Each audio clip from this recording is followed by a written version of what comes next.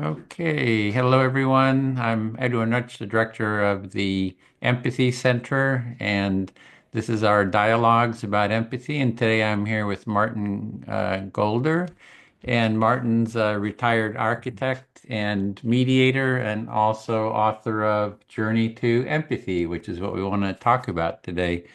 So thanks for joining me today, Martin, for this discussion about empathy. My pleasure.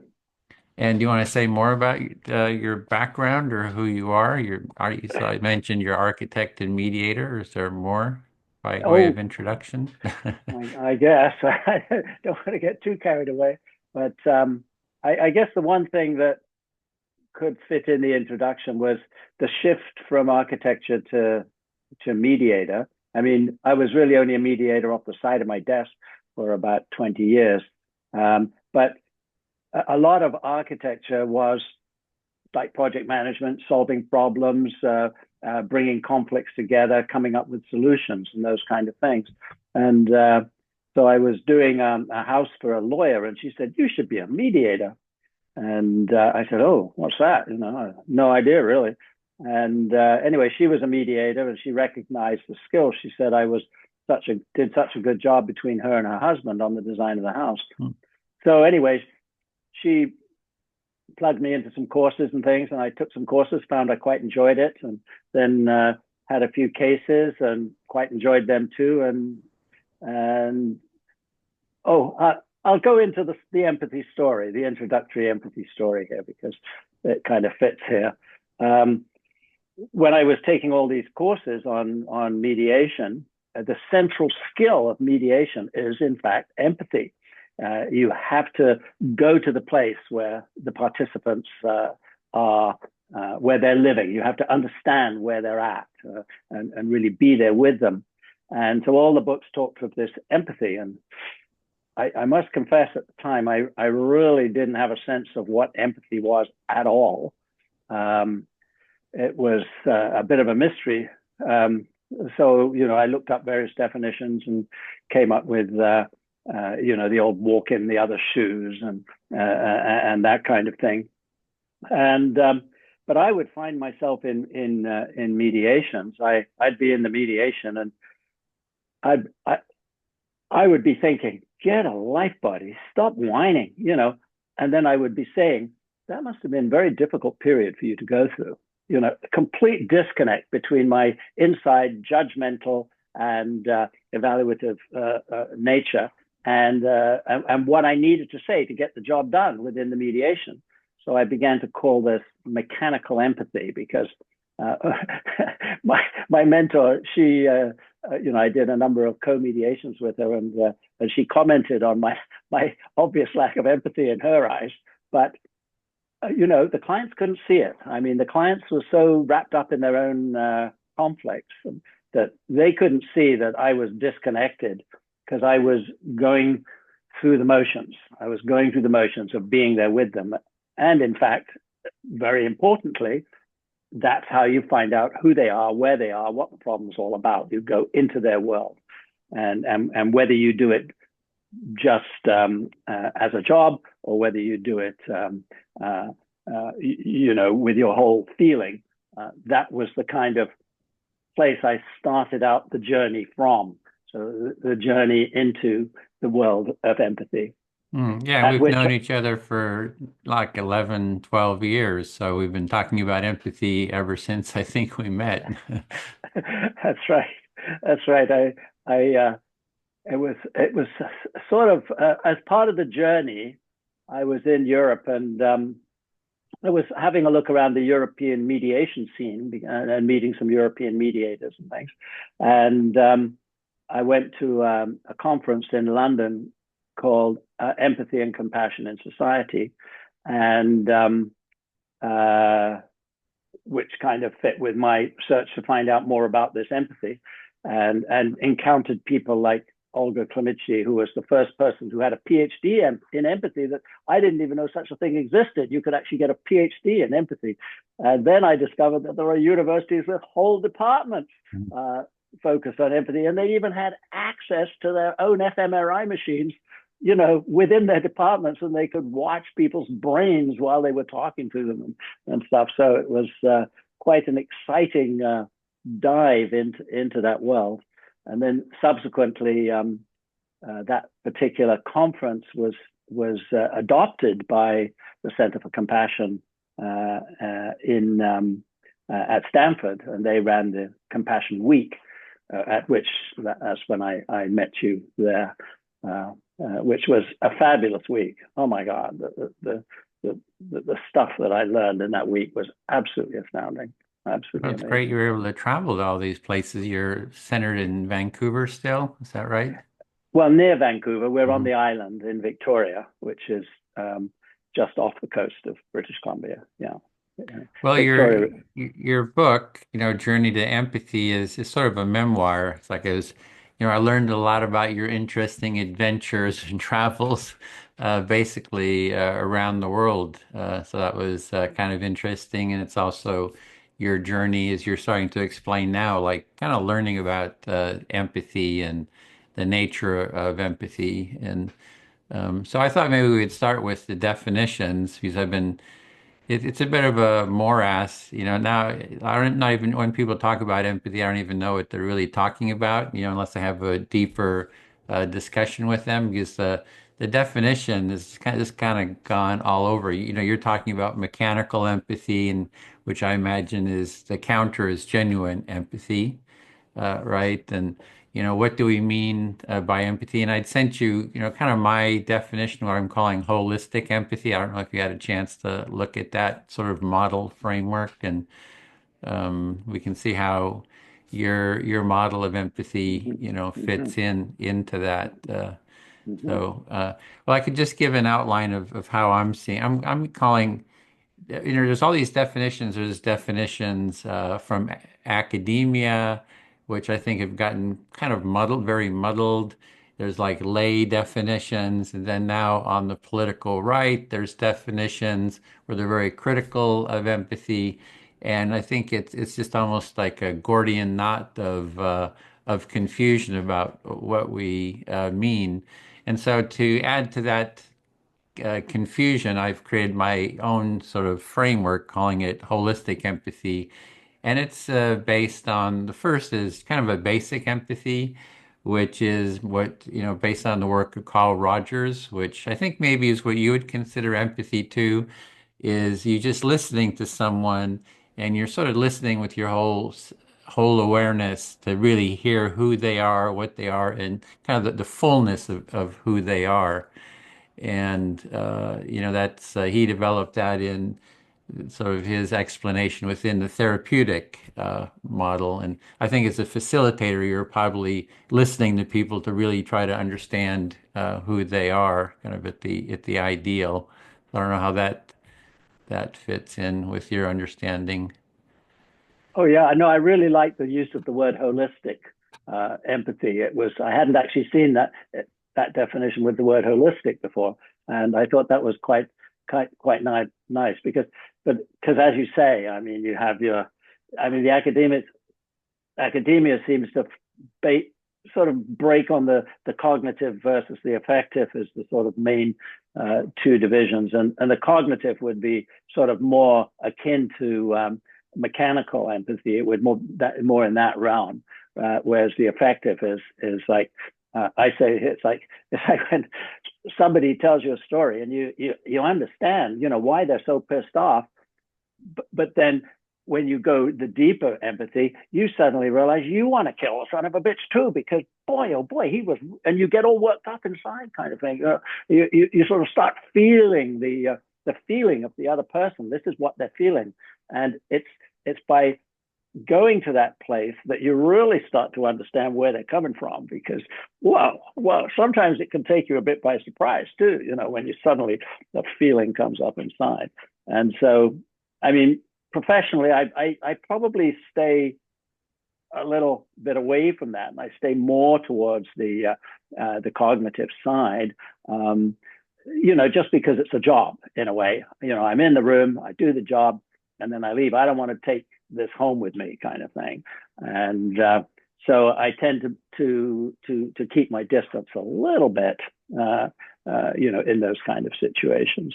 But then what happens, as I mentioned in the book, is that it's like fake it till you make it. The more you actually go through the motions, as it turns out, as we learned from the academics and the PhDs who are doing brain scans and things, it actually changes the structure of your brain.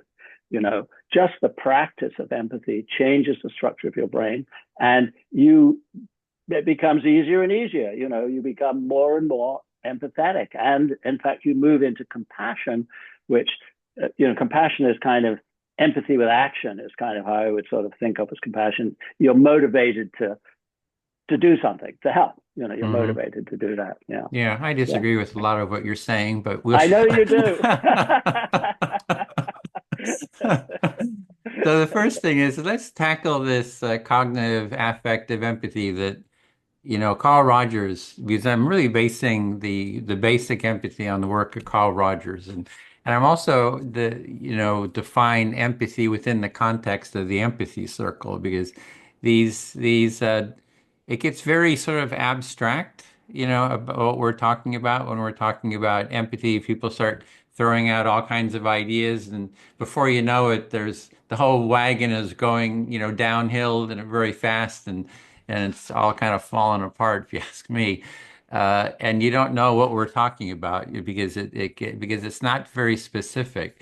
So, Carl Rogers, what I like about his work is he had a practice and then he had kind of theory and the scientific component of it. And I think that's one of the problems with a lot of the academia. It's purely in the theoretical, and they get lost in the theoretical models because they don't ground it in a real experience. And I mean, as a mediator, you're grounded in real dynamics of what's happening, and there's success and failure in the facilitation, that your mediation that you're doing.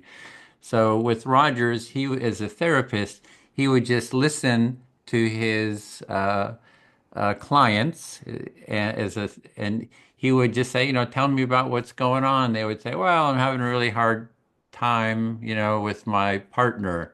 We're having all these issues and then so he would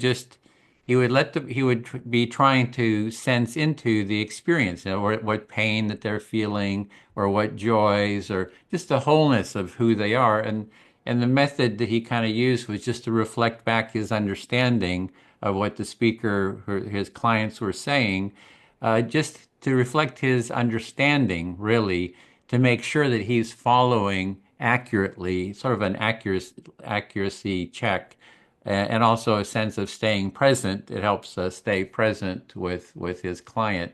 And so, and he would do that for an hour, just listening to them, not giving them any advice, not giving suggestions, not saying, judging them, not analyzing them.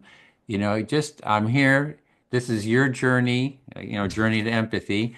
And I'm going to follow along with where you want to lead. And your personal growth is going to your growth is going to just come out of your own insights that come up, and I'm just here to accompany you.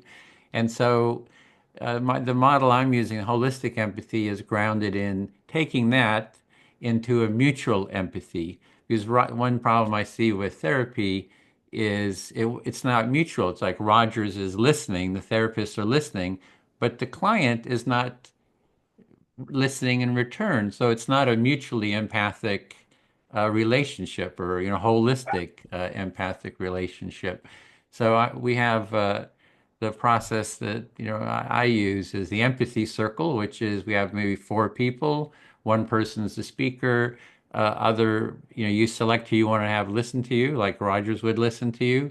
That person, you share, and then that person reflects back their understanding of what they hear you are saying. And if they're accurate, you continue. If not, you correct, say it in other words, because the goal is for you to be heard and understood to your satisfaction.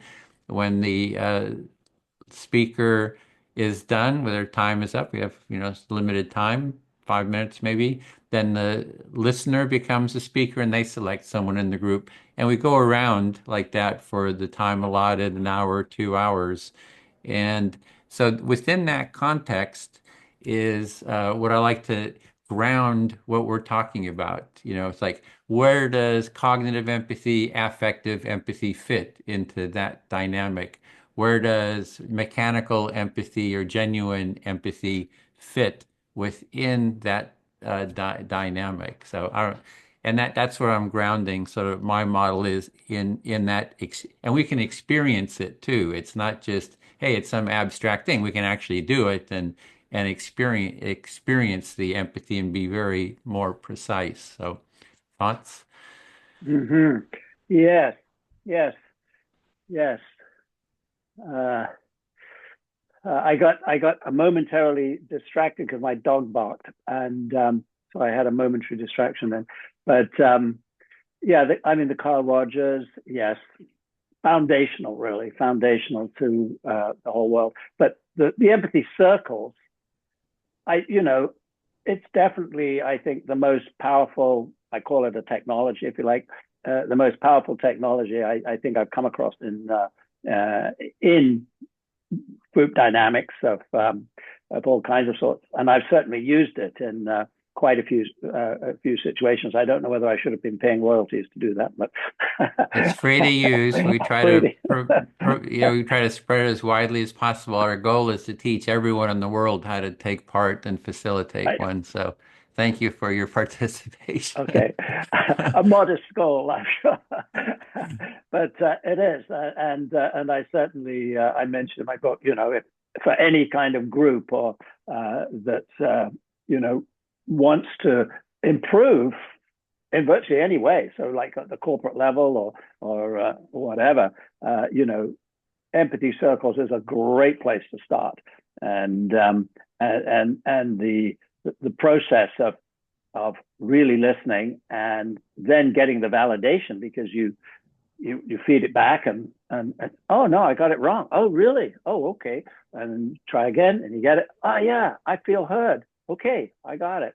I think it's brilliant. I mean it's brilliant and I could recommend it in any situation. So I guess in listening within an empathy circle, you're listening. I mean, this is very cognitive.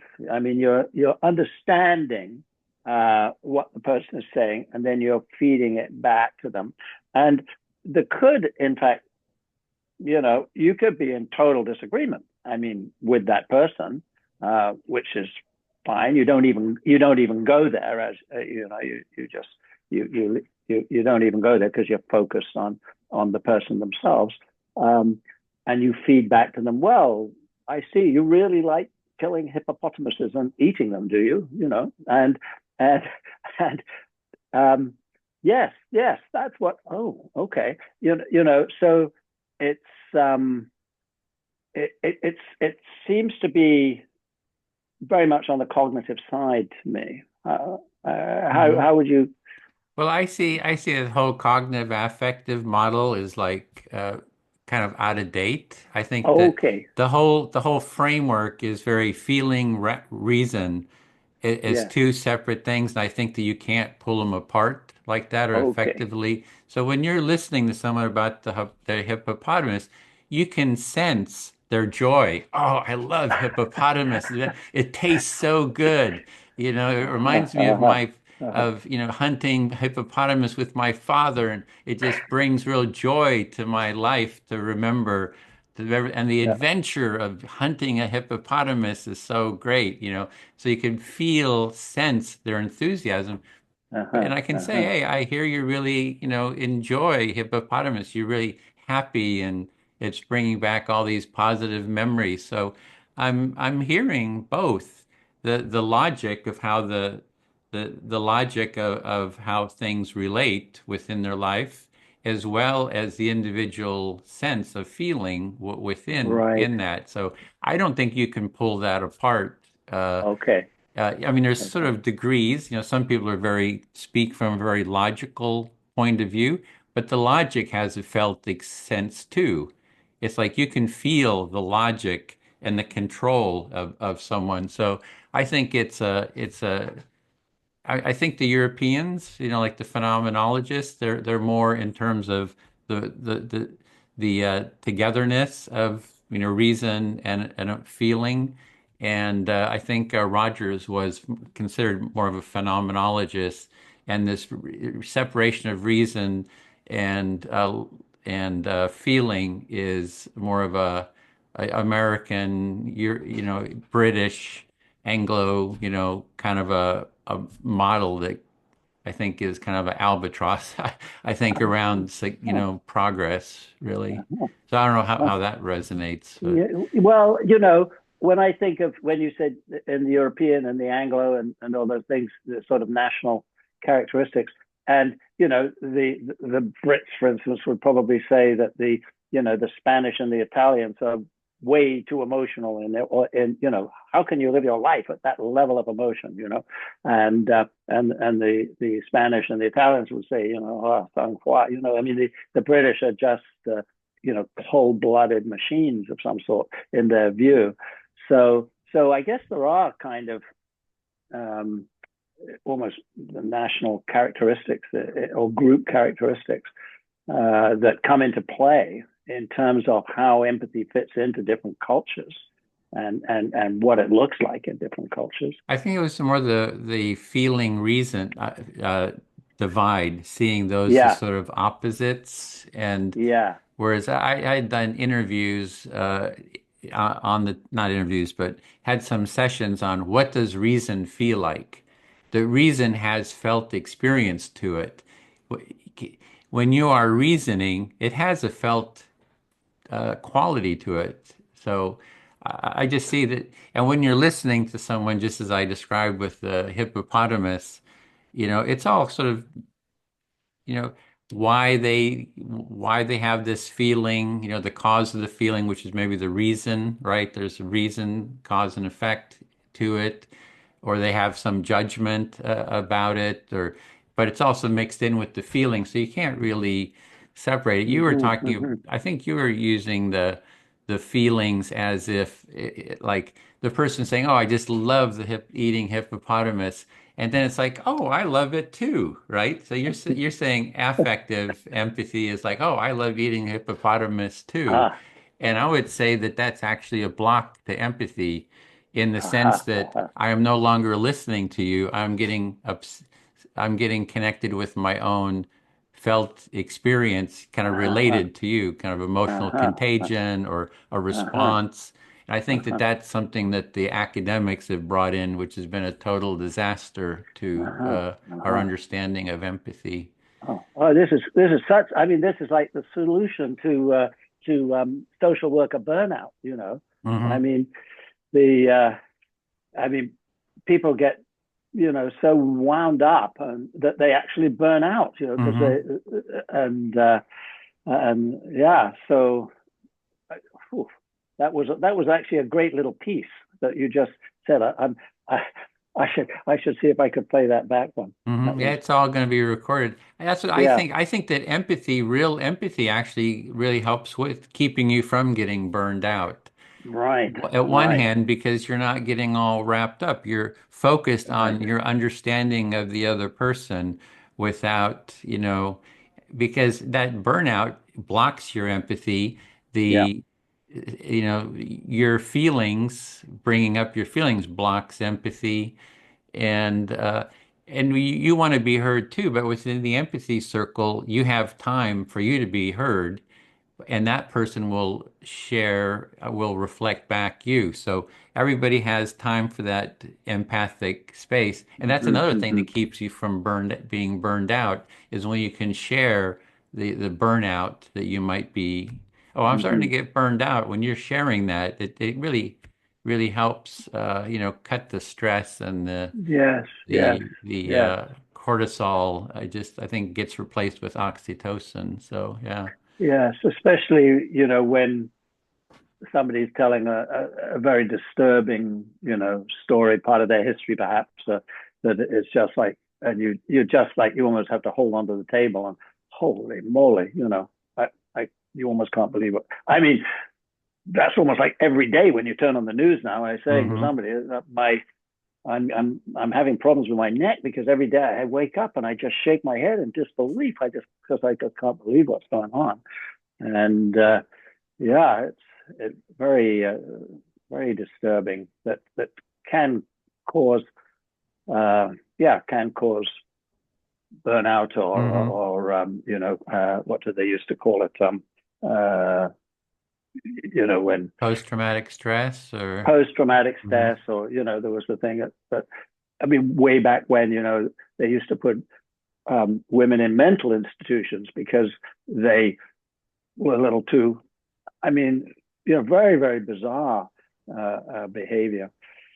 So here's the thing. Let's just go on to what do you think Musk and his kind of ilk think is the definition of empathy?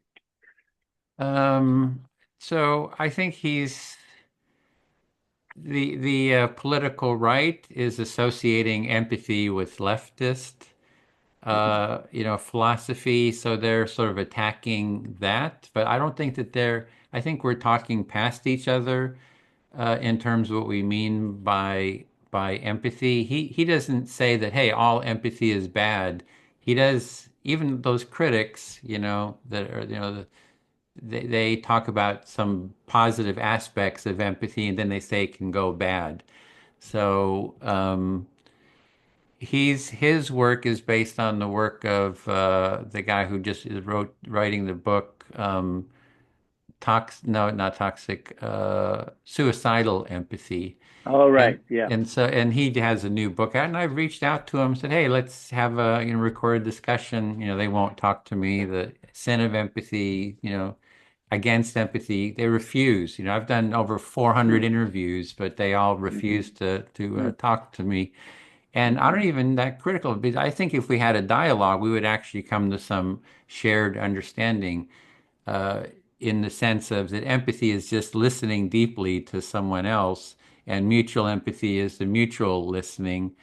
And what the see what his so he's talking about is they would talk about the problem of empathy is that you feel so, it's actually kind of feeling sorry. You feel so sorry for all the people in the world, for example, that you want them to come illegally into the country, kind Mm-hmm. of. Mm-hmm. And Mm-hmm. that's not what I see. That's one of the Mm-hmm. things he's really against, the immigration.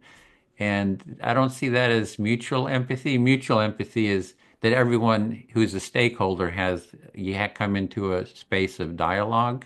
So people who are for, illegal immigration, people who are against it, the immigrants themselves, they all take part in an empathy circle and they have a discussion. For me, that's what empathy would be.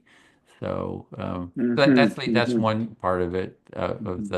Mm-hmm. of the issue. Mm-hmm. The other, if they're not willing to dialogue, it's kind of hard to maybe you Mm-hmm. know to Mm-hmm.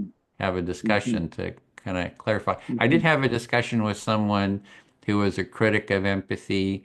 He's a student at Northwestern University, and he was going on about radical empathy, saying that progressives are using empathy to recruit people into wokeism, and I had a dialogue with him, and he's like totally into empathy circles now and wants to hold empathy circles uh, in at Northwestern. We're kind of seeing about arranging that because I think woke is kind of an authoritarian approach as well. So I don't think that they're using what I would call empathy. It might be sympathy or that. So anyway, that's part of it. I don't know.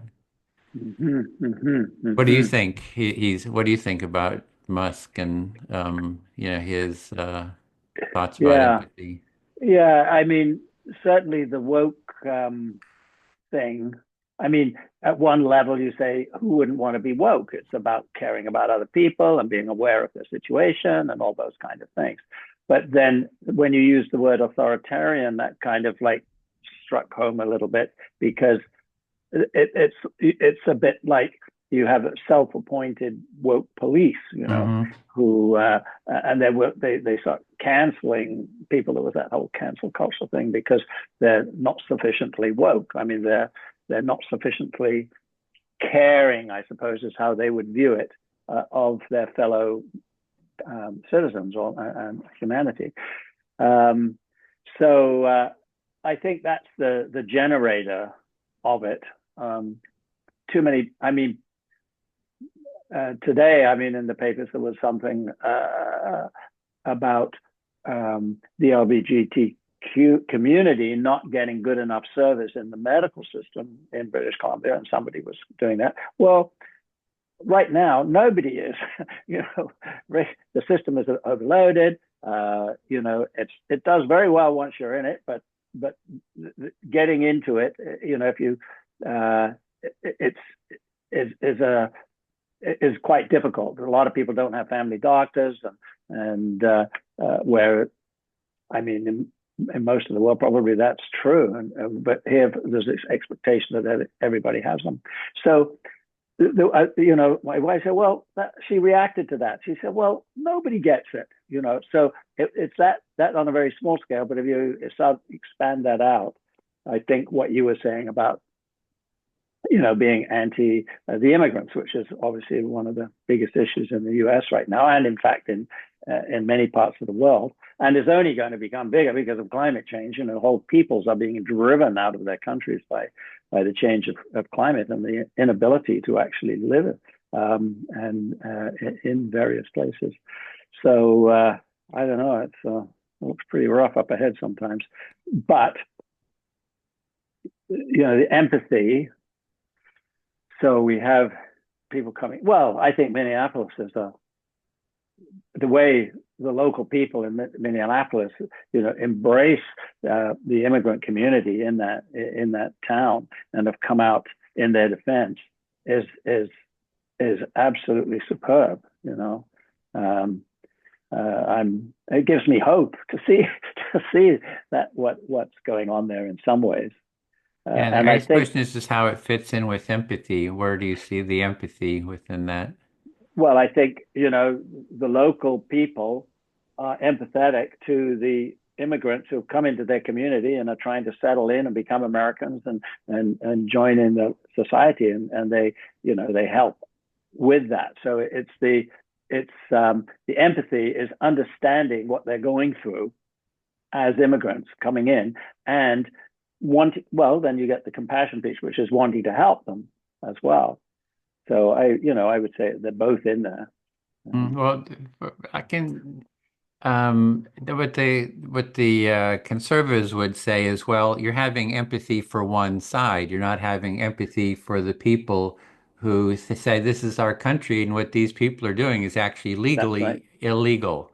They're Right. actually breaking the law, and you're just supporting them. You're not supporting me, who wants to have a legal, respect for the law. Right. Right. So there's Right. sort of that aspect.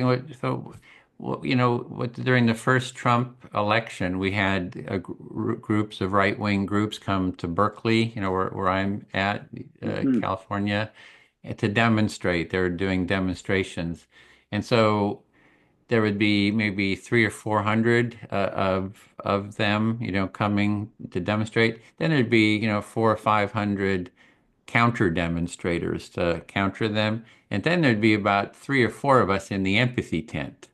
I And remember. yeah, and the idea with the empathy tent was, hey, we're here to listen to you. We're here to empathize with you, right? We're not here to protest you. We're here to hear what it is you have to say. Right. And so I think that's what the empathic approach was to create a space that I would have loved to have seen, 400 people from Berkeley lined up saying, come, we want to listen to you and hear what you have to say and be supporting empathic, dialogue and understanding. But instead we get, the demonstrators but we tried to listen to both sides. We listened to Antifa, we could come in, and then we tried to bring the sides together into dialogue, and we have some videos of us doing it, and after the left and the right were in an empathy circle, they give each other hugs, for example. Um, so I Yeah, think it's very nuanced what empathy is. It's easy to go into one camp or the other versus staying in empathic presence of just trying to understand the other side and try to bring them into a relationship of being willing to understand you and each other. So it's very subtle, and it's not what we have in the country. The country, we've got the two sides. You're on one side or the other, and I think it is mutual empathy that can bridge the polarization in the country, is my view. well, there's that empathy tent at Berkeley. I watched some of that when you were doing it, and yeah, you know, brilliant. And how can we expand that, into all complex zones in a way? I mean, it's hard, I guess, once people are actually fighting, it becomes very difficult to Hmm. do. I guess you'd do it at the diplomatic level, but that would be about it.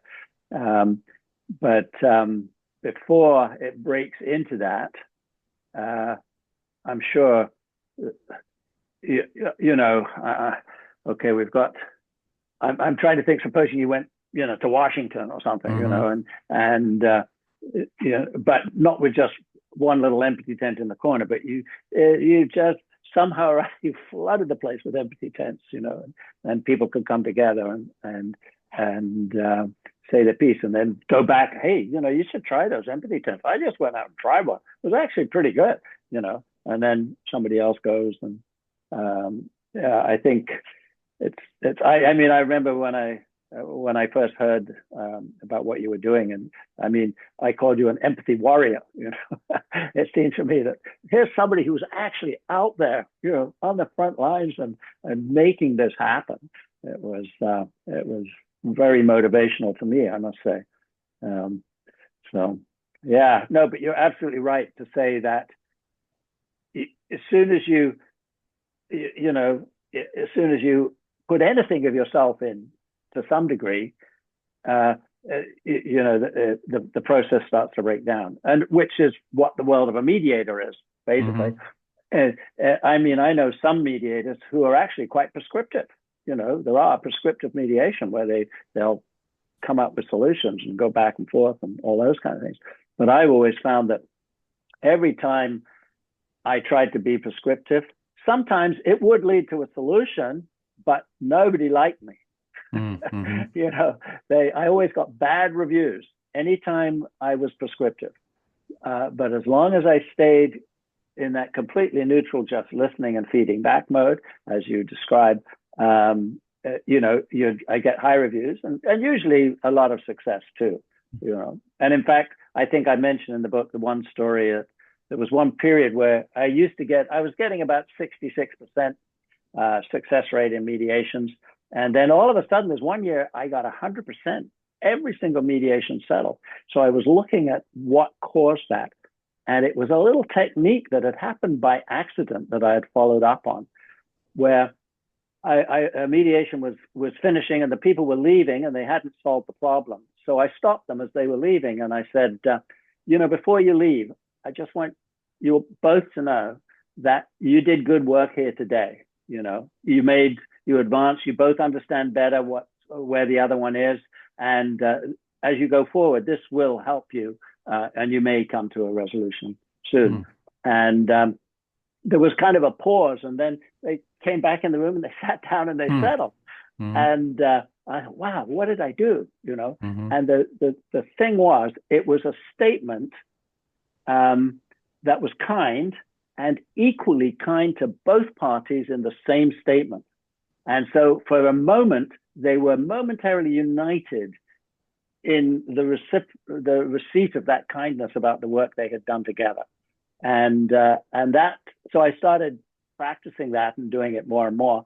And in fact, it was that led to the book, because I Hmm. wrote it up as a paper and I presented it at a mediation conference and got, fairly good fairly good reception for it. Although I was a bit the woo woo. I was definitely the woo woo part of the program, because I talked about things like meditation and because I had always found meditation was a very powerful tool, so I included a bit of that in my course.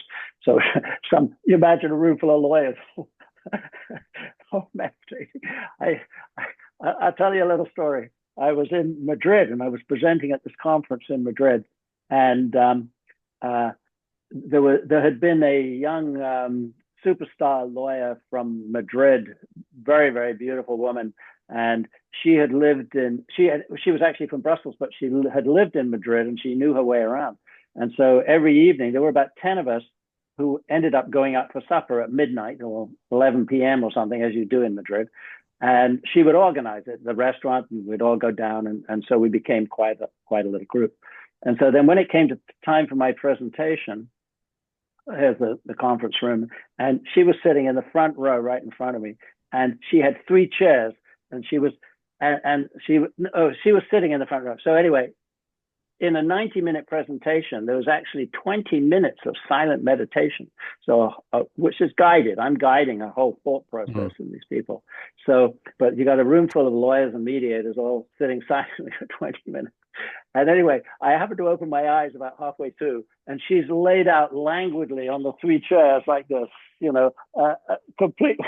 I'd encouraged everybody to sit up straight and don't lean back and uncross your legs and put your hands on your knees and all that kind of thing. There she is. So I catch her eye, and she looks, and eventually she kind of sits up and okay, and joins the zeitgeist. But but it was very. She said, empathy is no part of anything I do in my work, is what she told me at that point. And some years later, she lives in California now. She's in LA, and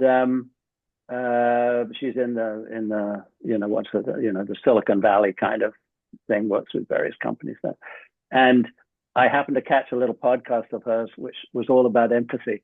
So I sent her a note and I said, "Well, who would have thunk it?" Mm-hmm. You had a Anyway, convert. yeah. That was a funny one. I should connect you actually. Yeah, that'd be good. Yeah, so let's see, in terms of maybe the model of empathy, Mm, again, I kind of mentioned the basic empathy, which is listening. So I've been listening to you and you are listening to me. So we're kind of empathizing with each other, and that's sort of the basic empathy. The other is self-empathy. So, kind of listening to ourselves, sensing into ourselves. And since I'm basing the work on Rogers, he didn't talk about self-empathy, but that when somebody listens to you, you're actually able to sense into yourself, like self-empathy, better, and maybe meditation would helps too. You're just having a sense, time to sense into your body. And then also, so this kind of plays out in the empathy circle. And then there's imaginative empathy, which I think, you're talking about cognitive empathy. Sometimes the cognitive empathy, they overlap it with imaginative empathy, where you can take on the role of someone, which is a bit different. Like in the empathy circle, we do mediation practice, using the empathy circle, and each of the participants takes on the role of a person in a family that's in a conflict, over an inheritance, siblings. And so you're taking on the role, I'm this, person, I'm fighting for the inheritance because I think, for the whatever reasons. And it's also like an actor might take on the role, Meryl Streep might take on the role of Margaret Thatcher or Julia Child, and which is a different phenomenon, than just listening to someone directly. So I'd like to separate that out. And it's also, it's a better term, I think, than cognitive empathy. Cognitive empathy sounds so dry and boring, and imaginative empathy, I think, is more evocative and fun and more accurate too, for what they're talking about. And then there's the mutual empathy, which again in the empathy circle we have mutual empathy, and there's a quality of of mutuality in the circle, like, oh, we all feel heard, we all hear each other. So kind of being able to, and one of the problems with empathy, the definitions from the academics, is very individualistic, right? It's all like you as an individual empathizing with someone else, but they don't talk about the mutuality of it, which is really the real beauty of it in some sense. And you're doing that in mediation, right? You're trying to create a mutually empathic space so the parties leave in, they have more connection, more understanding with each other. Ideally they care more about each other and they're satisfied with the outcome. And then empathic action, which is again in mediation, where you're surfacing the needs that both sides have, and they've vented their judgments, their frustrations, their pain, and then also what their underlying needs are. And then you start finding some common ground, and you say, "What do we do next?" And then somebody comes up, "Well, let's try this," and the other person says, "No, I don't want to do that. How about we try this?" And I say, "Well, okay, I can do that, but if we do this, so there's sort of a negotiation, and there's an action that comes out of that mutual understanding. And so anyway, that's what I would call empathic action, is the action that comes out of that mutuality.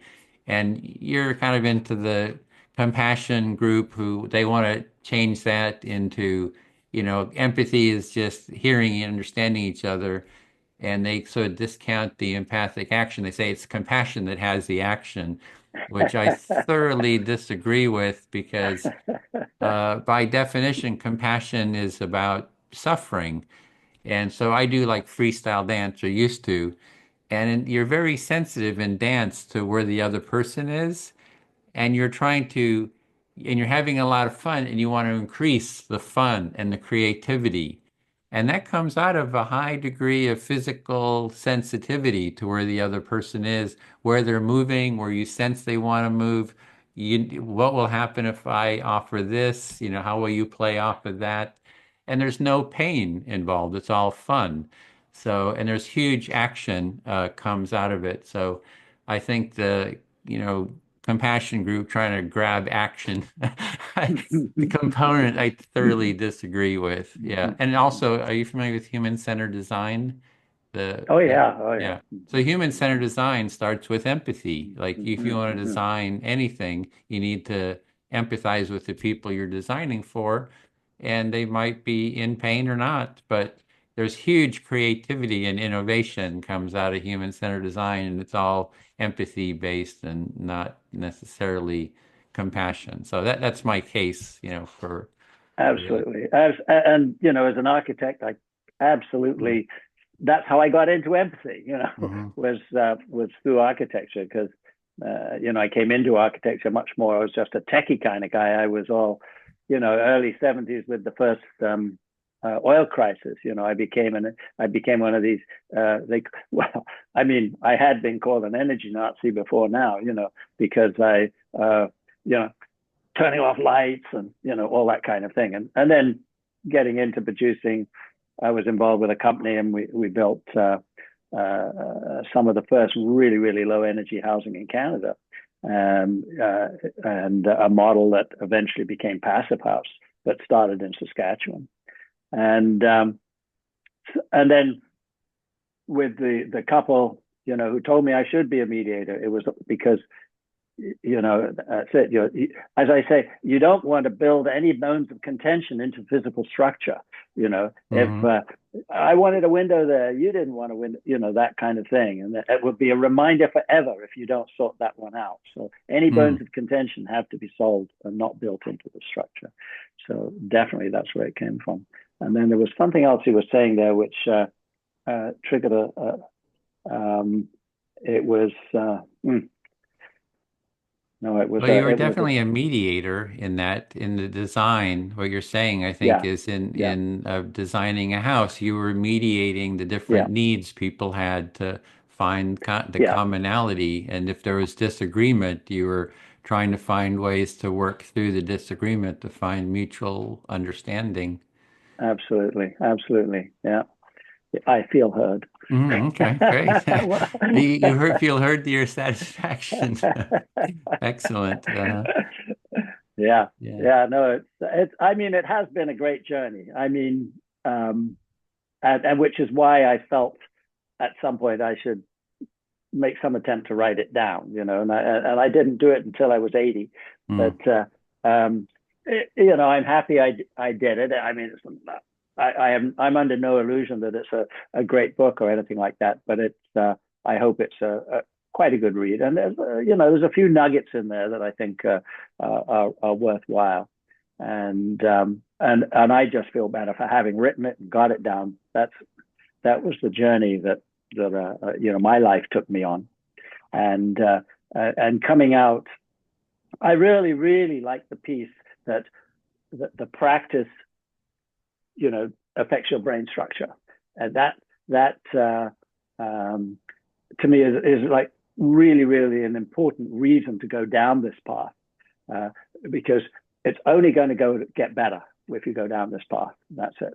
And so in terms of the larger movement, the empathy movement, I appreciate the concern that you expressed of how empathy has often been sort of focused on the individual, and but you've always been focused on a larger empathy movement, and how can we make this not just about the individuals but about the society at Mm. large, and make it better, and certainly the empathy circles, the empathy tent, and those kind of initiatives have had great impact. Um, I think so. The one I was kind of looking at was I wrote the book under the title. The working title was Mechanical Empathy because that's what I felt it was when I was actually writing. Although the initial course I used to teach was called Journey to Empathy, and then I went back to that at the end when I decided to put in the book. I decided to go back to the original title. Um, so in terms of the larger community, the work you did with Republicans and the Democrats or whatever the division was there at Berkeley, that is obviously a hugely important societal divide, that is just screaming to be bridged. I like the fact that you have a bridge behind you, as your background, and so and the thing that I I would say is that even if you're a really, I don't know, even I hesitate to go as far as somebody like Stephen Miller, but even if you're really like a really kind of not very nice person for whatever reason, um, if you were convinced to try just the mechanical empathy, just use the mechanical version of the empathy, it would not only be better for you, you'd get better results. As I say, con men, they have to know their marks. You got to know your mark. You got to go in there. Lao Tzu, you keep your enemies closer. And so you've got to be close to people you consider enemies or not, and bring them in close. And then I guess a little bit here, I'm sort of hanging my hat on the fact that if you do that, it's going to be better for you. You're going to have better results. I mean, all kinds of CEOs have tried, empathy things in their companies and found that it improves all kinds of things. But is that it changes you. When you do it, even if you do it mechanically, it changes you. And my my my belief is that ultimately the changes in you will benefit the society at large, rather than if you didn't do it. So it's good for everybody. So Hmm. it's a bit of a silver bullet here. It's kind of Yeah. Well, the rewiring, I think with, that you get better at it. I see that with the empathy circle, because the empathy circle, you're sort of practicing the active listening. And I think what you're referring to is neurons that fire together, wire together. So there's a neuro pathway gets formed when you're just focusing on listening and not responding and judging people. I mean, I know myself, I can get quick to judging, right? And so those neurons, those pathways in the brain are getting, every time you're judging, I'm reinforcing those neural pathways. But if I take part in an empathy circle and I'm constantly listening to people, those neuron pathways are firing together. So it gets easier to empathize, in other situations. And an example, I know one person who was doing empathy circles, she mentioned that she was driving with her son, and her son said something about their family, and she started getting defensive, about it. Kind of got her hackles up, and then she said, "Oh, I do empathy, right?" So then, I can just do, and oh, she said something kind of defensive, and her son said, "Yeah, yeah, you're whatever," kind of dismissing her. But then she remembered the empathy because she'd done it, and she stepped into that mode, and she says, "Oh, you're saying is this," and he says, "Yeah," and then he started continuing what he was saying. So she stepped into the Yeah, empathic mindset with her son. And she said it yeah, turned out to be a really great day because they were traveling from Santa Barbara yeah, to the Bay Area or something. yes, And that yes, they, just because she'd stepped into that yeah. different, and having practiced the empathy circle, I think kind of helped her step into that mindset. So just kind of building, I think, on what you're talking about, Hmm. in Oh, yeah, terms of rewiring the that's brain. yeah, that's beautiful. That's beautiful, and it's the conscious action of stepping into that framework.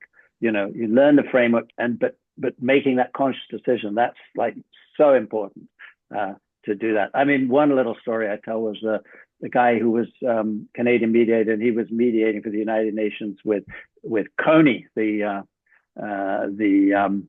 warlord, and I think it was Uganda, and so they were trying to get some kind of peace together. And so they had this meeting set up in the middle of the jungle, and they've got the tables there, and the jungle is full of Coney's troops, all fully armed to the teeth, And he's walking out to the table, and Coney's coming out of the jungle, and he thought, well, maybe my contribution, you know, this first of all, you have to understand the methods of recruiting a child soldier. These people, they would go into a village, they'd pick likely 14-year-old, give him an AK-47 and tell him to kill his family. And if he didn't kill his family, they would, and they'd kill him as well. But if he killed his family, then, and so, he would do it. And so in one motion, he'd learned how to use an AK-47. He was completely brutalized, and he had nowhere to go back to. I mean, this is, you know, you can't imagine a greater Mm-hmm. definition of evil, if you like.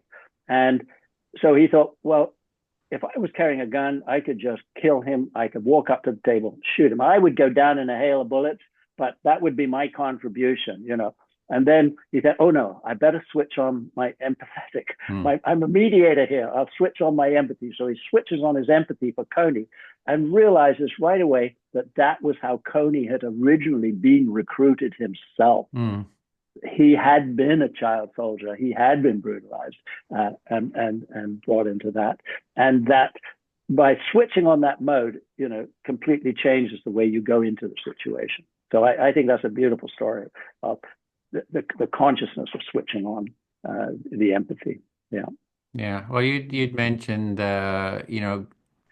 spreading empathy, kind of the empathy movement, and setting up the tent and stuff. I have been thinking of an Occupy empathy. Maybe you could run that by Okay. you, where it's an empathic approach I see as a counterculture. It's counter to Democrats and Republicans. What they're doing because they're very much into the battle, that we actually, instead of an Occupy where it's a 99 against the so-called 1%, it's 100% empathy, and we're saying, I've been, and in the United States you can petition for redress of grievance to the government, and the grievance is that the polarization in the country is not good for the country. It's causing harm and damage to the country, and we're petitioning that the government redress this by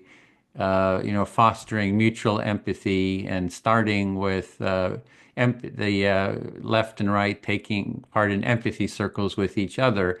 But like Occupy, we actually occupy a space, and create sort of a model counterculture. So, we set up at um, in the Capitol Mall, in front of the Capitol, and it's like 24-hour empathy circles. If you want to be part of this movement, you just take part in an empathy circle with others, and then maybe other, positive, democracy building practices as well. But to really, model this empathic approach. So I'm toying with that. We're going in a couple of weeks to the Democratic State Convention here in California, here in San Francisco. We're going to be advocating for empathy. Then I'm thinking of going next to UC Berkeley, which is nearby, and just kind of being out there with the students. And then I'm sort of thinking maybe we could go to the California State Capitol to sort of prototype it, and say we want the Democratic and Republican legislators to take part in empathy circles and kind of scale up from there. So just thoughts about that. Hmm. It would be good. I guess what you'd want to do is have a little bit of, I guess, the front end work, which is, uh, uh, the first few waves of the legislators who are willing to take part. You kind of do a bit of recruiting, and so you can get, let's say, I don't know, four groups of six or something like that would start out doing that, and then they can report back, right? So To model to the get the ball, practice. yeah, to model the practice. So do you think? I mean, just from your experience in Berkeley, do you think you could actually get let actual, are they called legislatures, or what are Yeah, they're legislators, to state legislature. come and do that, to come and Yeah, I had run for Congress here in this district, and first thing I did was I reached out to the other candidates, and two of them took part in an empathy circle. So right, okay. when people are running for office, they're more open to that kind of stuff. And then uh, there was 11 candidates for our state legislature, for this district, and I held an empathy circle. And I think 10 of them came and Mm-hmm. actually took part in it, and it was actually held on the UC Berkeley campus. Mm-hmm. Uh, Mm-hmm. so when people are running for office, they're much more open to it. And I just noticed, we have the election for the governor here in California in this fall, and four of the Democratic of the candidates are going to be at at the Democratic convention. So I'm thinking of asking them to take part in an empathy circle. And I had talked to Gavin Newsom, the governor here, a couple of times about it. The first time when he was running for office, I said, "Hey, would you do an empathy circle with John Cox, who was a Republican running for office?" And he says, "John Cox has no empathy." I said, "Well, if John Cox would do an empathy circle with you, would you do it?" He says, "He wouldn't take part in an empathy circle." I said, "Well, if I, get in contact with him and he says he's willing to do an empathy circle, would you do an empathy circle with him?" And he wouldn't respond. And then I did actually talk to John Cox and later, and he said he would take part in an empathy circle. But the election it was like, it wasn't time it was almost at the voting time. So, Mm-hmm. Mm-hmm. you got to kind of work at it. And Mm-hmm. I'm hoping to maybe run Mm-hmm. into him, again at the convention and try to see if he would Yeah. support. He's talked about empathy, the importance of stitching together the country, after Trump. And so I'm hoping we can maybe get some support there. So you got to kind of work the system a bit to make that happen. But Yeah. I think it's, you know, if we can get enough support, I think we can work our way up the chain there. Now, would they think that, oh, here comes Edwin, that woo woo guy, Hmm. the woo woo empty guy? Would you think, the hard nosed reality of running a government and all the caucuses and things, um, versus this empathy stuff. Empathy, it seems like soft and woo woo. Would you still think that that was a perception? Well, I know that when we set up the empathy tent, we're in the middle of, flashbangs and pepper Yeah, bombs and yeah. spray. That I interviewed one of the leaders on the political right. He says, "Well, we were pretty surprised that you were there in the middle of it and, staying with it and not running off." So we did earn some respect Oh, good. for Hmm. Hmm. being in the thick of it and not running away. So I think that's what it Hmm. takes, right? Hmm. Is you Hmm. gotta show what if you're willing to stand up for what you believe in. I think that's Right, part of it. right, right. But there's Yeah, certainly that criticism. Yeah, oh yeah, they want you to battle. If you're not fighting the other side, then you're just a wimp. And yeah, right, uh right. Yeah, yeah. No, I was always a bit of the woo woo part of the program at conferences. But, yeah. Mm-hmm. Well, okay, well, those are just some ideas. Where were you going next with your empathy work, Martin? well. I mean, just our conversation today kind of opens some new doors, some new paths to have a look down. Um, I'm I I guess I'm I don't know whether you I think you did see that you said you did see the podcast out of Austria, which I was quite surprised when she put it out under the title Gangster Empathy, and but then when I thought about it, I thought, oh well, yeah, because I was sort of talking about con men and other ne'er do wells who would use what would, to all intents and purposes, appear to be empathy in their criminal activities. And so I think that's where the title "Gangster Empathy" came up. But it works for everybody. Even the bad guys. That was kind of my whole point, really, was that if it works for everybody, then why not do it? Now, you say, well, we don't want the bad guys to be able to do what they do better.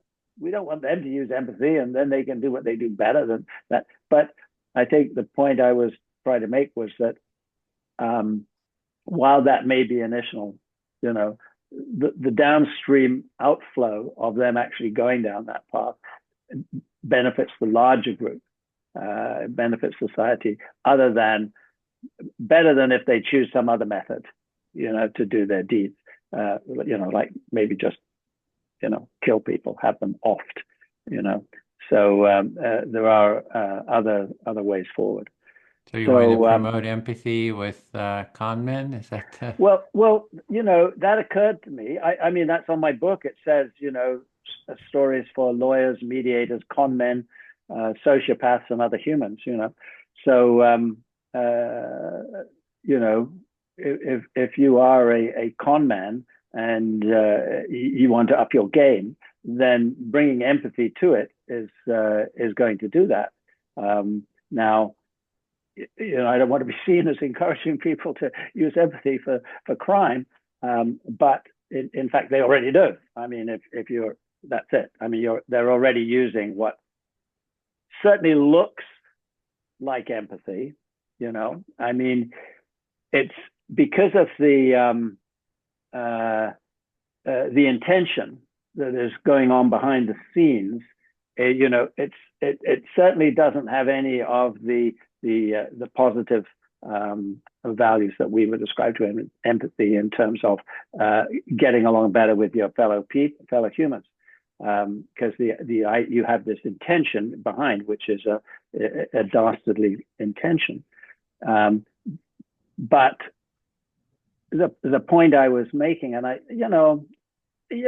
mean, these are all discoveries, I think. So I'll never be totally sure about anything.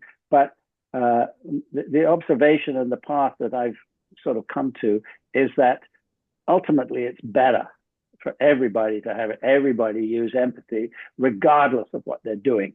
Hmm. Use empathy to make happen what you want to happen. use it as a tool, learn how to do it, use it as a tool, and ultimately it's going to work out better for Mm-hmm. everybody, Mm-hmm. including you. So that was kind of so. Now, if we could, with I mean, yeah, I think when you had the empathy tent with that hugely polarized political system, um, I suppose it, in a sense, when everybody comes together in Congress and the meeting rooms and the Senate and those kind of places like our Parliament, Parliament was designed with the seats two sword lengths apart. Basically, you had the rich guys over there, and you had the working people over here. Labor versus the conservatives, and they had no commonality in the way they thought society should be run. They were willing. They would be willing to kill and for what they believed is the way that society should be run. But it's better to come together in a space where you can hammer it out, basically, where you get your say. Um, in the back and forth that happens in our parliament, I mean, people always comment on question period as being this, it's like kids in school throwing insults back and forth at each other across the floor, and rather than grown men trying to run a country, and or grown people, not men. I shouldn't say that. I'm thinking back to a long way back when it was designed, but the behavior. People always comment on the behavior being really, really bad. But what would be worse is if they were hurling bombs back and forth across the aisle, and or fighting, physically fighting. So anyway, I don't want to go too far down that path, but I was kind of thinking of how could you bring, the actual mechanics of your empathy circle Mm-hmm. into actually governing committees, Mm-hmm. committees. I guess this guy, the guy who does the other citizens assemblies, the Mm-hmm. citizen assembly model. That kind of thing has been tried in a number of places with quite a bit of success, um, and has quite a bit of sort of empathy circle dynamics built into it. Mm-hmm. So yeah. Mm-hmm. Well, with the politicians, I was saying there should be a policy that Republicans and Democrats have to have a recorded empathy circle once a month with, two people on the right, two people on the left, and with the topic of how can we bridge our, social political divides. And so that's, 2 hours, at least 2 hours a month. And that would be for all of them. So, and that they're Mm-hmm. recorded so people could see the discussion. And so they would be Mm-hmm. modeling, listening and dialogue with each other. That's one, yeah, one idea. In terms of citizens' assemblies, I think that empathy circles would be a gateway that the participants first start with an empathy circles with each other and then move into the next levels because I see that as a sort of a trust building practice. And we had worked with Extinction Rebellion in the UK, and they had something called Future Democracy Hub, where they had different practices like people's assemblies, citizens' assemblies, and they had empathy circles as a practice that is sort of a first step, practice. So I think, Mm-hmm. yeah, I think all this stuff is very doable. And what I'm hearing too from you is you're saying you're wanting to let people know that whatever your self-interest is, empathy is going to help you get whatever it is that you want. So try it Mm-hmm. out. Oh, absolutely, Yeah. absolutely. Uh, Yeah. No, I love that one. The idea of having your politicians having two on two, whatever it is, as a mhm. regular thing. I Yeah. think that would be absolutely brilliant.